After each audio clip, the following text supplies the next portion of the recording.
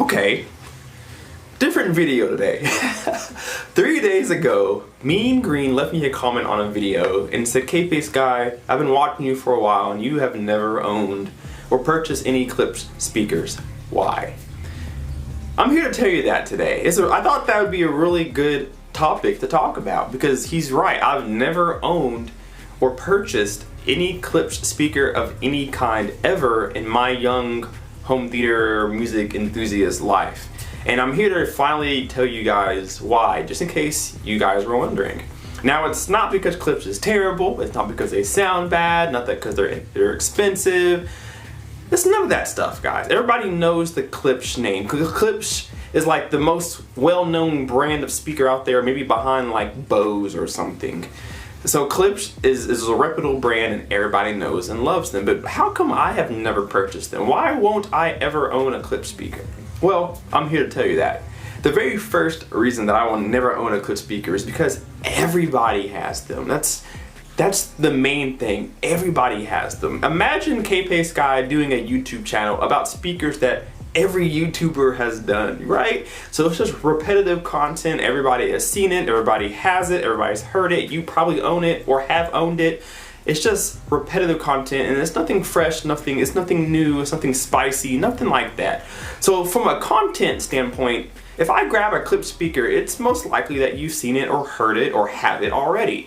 And so for me, as somebody who really cares about what you guys like to watch, from a content YouTuber standpoint, it's just not fun for you guys to see the same stuff over and over again. So I keep you guys in mind when I look at my home theater. I want to get stuff that you may have not seen before, or maybe there's not a lot of reviews on there, or just something different, something new to watch. So from a content standpoint, that's why I'll never own them. Now, another reason why I will never own them is because of the sound quality, and it's not a bad thing. Klipsch speakers sound amazing. They're very versatile. They sound good in music and movies. They are highly efficient. They can literally be plugged or connected to any amplifier ever in the world and they will sound good and they will take that power and they will make great music out of it. So it's not a bad sound quality thing. But for me, I have a huge love for music and a huge love for home theater now. And Klipsch has a ceiling. They're very good. They're very good, but they have a ceiling, meaning they can only be so good. Klipsch isn't making like super crazy audiophile stuff other than like the Klipsch Palladiums, which are some odd thousands of dollars that I'll never be able to spit on a speaker, or like Klipsch Heritage or Cornwalls. Those are out of my kind of like pocket league.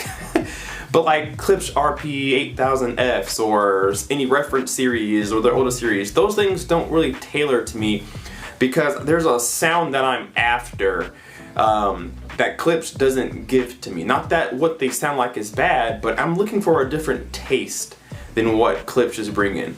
Also, back in the day, Klipsch was known for being a really bright, that Trax horn tweeter system that they used to have, well they still have it, but the older generation of it was very bright. It was almost fatiguing. It was almost too harsh. And so it kind of pulled me away from them back when I was younger. And so I kind of already, as I got older, I kind of stayed away from them because of that. Now I know they're far better. They've done a lot of ingenuity, they've changed the tweeter, they've changed the way that horn works. They've done a lot of different things and they really listen to their audience. But for me, the sound that Klipsch gives you is not really what I'm after. Not that it's bad, I just have a different taste. Now, although aesthetics don't matter as far as sound quality goes, I do care about how they look in my rooms because most of my home theater equipment has always been in a room where everybody can see it. So I kind of care about how they look. And Klipsch speakers are awesome. You have that black ash or whatever color you want to get, and then you have the copper cones. That's the coolest, that's the biggest thing you know about Klipsch is that copper cone, that 8-inch driver, the big orangey look when you take the grills off. That's a signature look for Klipsch. But for me, it's not. I kind of have a theme to all my rooms. Like for instance, my living room is like a white, gray, black kind of look. But when you throw a Klipsch speaker in here and you put the copper look to it, it just throws everything off. So even though it's not important necessarily, the aesthetics, I care to a degree enough to get a speaker that matches my decor because this is my living room. And if you guys are familiar with my channel and been around for a while, you guys know that I didn't really want my living room to feel like a home theater. Now when I get my own house and in my own basement and I can put whatever I want in there, then maybe I'll go crazy and put some really big, really cool speakers in there.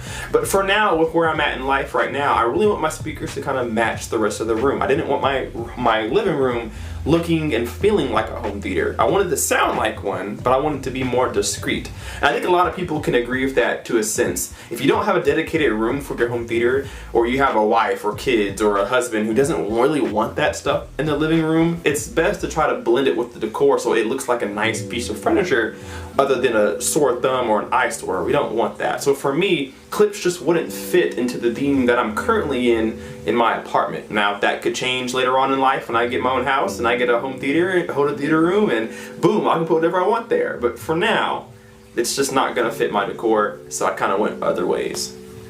Now one of the final and main reasons why I won't ever own a Klipsch speaker is because of the speakers that I've had already.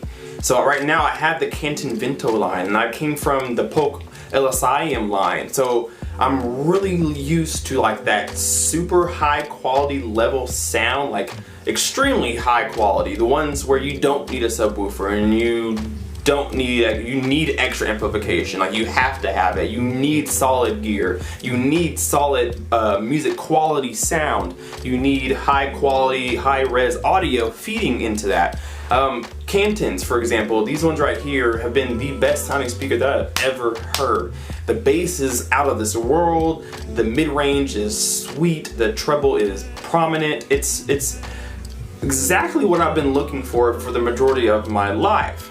And so with Klipsch, they're not really targeting the people like me, the ones who listen to the smallest nuances and really care about how accurate a sound sounds. Now again, Klipsch is fantastic. They sound great. They are well known. They have a line of like Cornwalls and Heritage. Those things are phenomenal sounding speakers.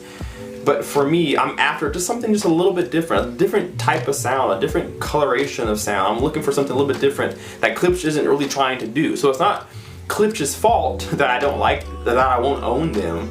It's more my fault that I'm looking for something specific and only a certain specific type of speaker can give it to me. So that's kind of the reason why I will really never own Klipsch. I've owned some things that are so good that I don't want to, I can only go up from here.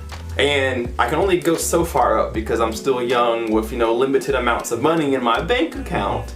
But I really want to stay at a certain sound, and Canton right now is really taking, you know, my heart from me and give it to, it's been given to Canton. I just love the way they sound, and they're the new standard for me.